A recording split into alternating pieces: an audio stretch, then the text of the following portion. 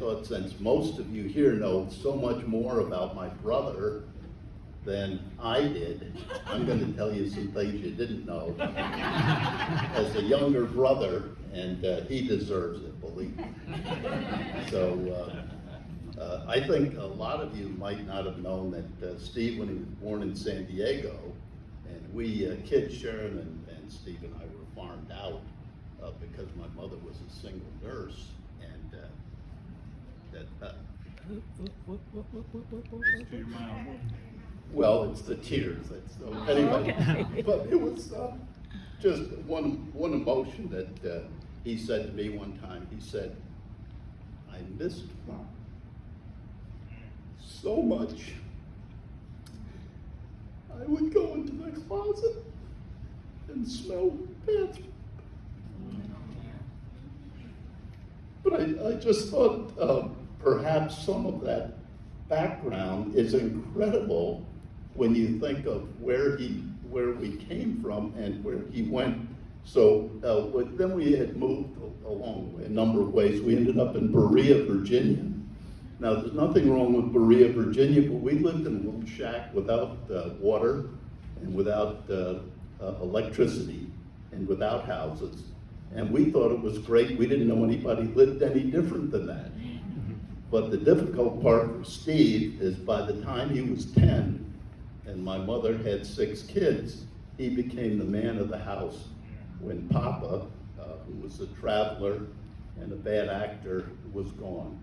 So he had a lot of responsibility early, and so he was the older one. I was just 4 years younger, which gave me the opportunity to be sheltered for all my shenanigans. Then we went to Florida, then we went to Woodstock, and you may know a little of the story, but it's extraordinary. But he was always a hard worker.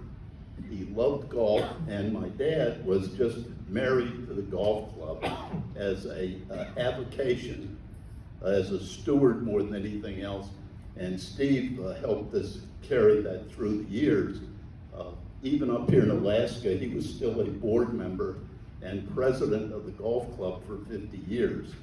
So he was that interested and into it, and we were interested in stewarding that, and he did a wonderful job with that. But not to miss his golfing experience. When he was in Blair Academy, and he was a pretty good golfer, he was the #1 man on the golf team in his senior year, and he went to the tee, and he met a blonde-haired young man who said, "Hi, I'm Jack Nicklaus, and I'm going to whip your..." And Steve said, and he did. So then he went to Emory University. He was always like going uphill, you know. He went there because he thought that for a medical career that would be good for him. The thing he didn't understand, when you're from New York, and that's now 60 years ago in Atlanta, you're a Yankee. And Yankees were really not welcome. But so you can see he tends to go into the headwind of these difficult situations. Then when he went to Albany Law School, he had a car that might not interest you, but it really interested me. It was called the Green Hornet, and it was a Rambler, you know. And it wasn't a new Rambler, it was an old Rambler. So if you get the idea with Steve, even from the beginning, it wasn't like he was all about new cars. He was careful with the dollar. The good value of that for me is that he had a summer trip to India where, like, Rotary or somebody sponsored, and he left the Green Hornet with me, his responsible younger brother. And even though it was a little unusual, I could drive, because in Florida, where we went in the winter, you could drive at 16. All my buddies couldn't drive till 18. I needed the advantage, and I took advantage. I can tell you that. Now, he came home from India, and you'd say, what an extraordinary experience. It would, unless you were 17, and he said, now I'm going to show you my trip to India. So in those days, it was all slides. You can't believe that somebody can be locked into their own home and have to watch 4 or 5 hours of slides of Indian. Now, it wasn't that they weren't interesting, but at 17, I can tell you that was not where you wanted to spend your 4 hours. Then Steve went to Fairbanks, and then one day he showed up, I think in Woodstock, with a young woman. And so he said to Mom, what do you think? What do you think of this young woman? She said, well, you know, Steve, I didn't raise any ordinary fool. And if I were you, I'd say yes and get going quick. And what a blessing. What a blessing, as you all know, even more than we do. Then, after you're in with the law firm for a year, whatever it means, 5 years or something, then you went out and went a year in the motorhome. He took his whole family out. And when they returned, his brilliant brother, who had been divorced for some years and had a lovely lady, said, this is male intelligence. My 2 sons and I are going to be gone for 6 weeks. Why don't I ask this woman to marry me now and take her on an Alcran motorhome with my brother and his son Tony and my 2 boys and her 2 girls. This is like brilliance honeymoon. This is called the honeymoon. And the lucky part is that one of her daughters had not done well in high school and had to stay home for summer school. Do you think she felt like God had really smiled on her? She did, I can tell you that. Then JC, Steve had done, he was the president here, and we were involved. So these little snippets are just about the snippets that I had with Steve along the way. And the key and incredible thing that now I find that you folks, needless to say, would know so much more than I, is here's my brother, the know-it-all. He was always a know-it-all. One time at the dinner table when he was in law school, he said, I might have been wrong about that.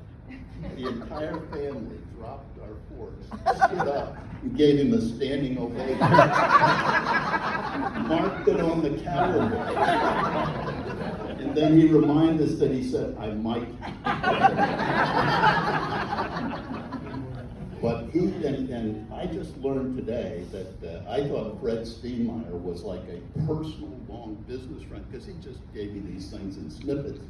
But it turned out that Margaret was working in the Steenmeyer store, and Fred said to Margaret, would you like to go to dinner and bring Steve? And so I had that a little mixed up. The one thing I didn't know about Steve, even though he might have been an agnostic and not want to care at all about talking about God, if he had A, free, 2, a dinner, 3, a really fine place, he would listen to anything. And so he did. And apparently Ted DeMoss was speaking. And here you folks know the story I already know much better than I did. But here was my impression. Steve said, I sat there and he said, have you been a good father? Good husband? You done a good job at work? Yeah, I really work hard. Have you done a good job in the community? Yeah. And have you kind of achieved a lot of things? Steve said, yeah.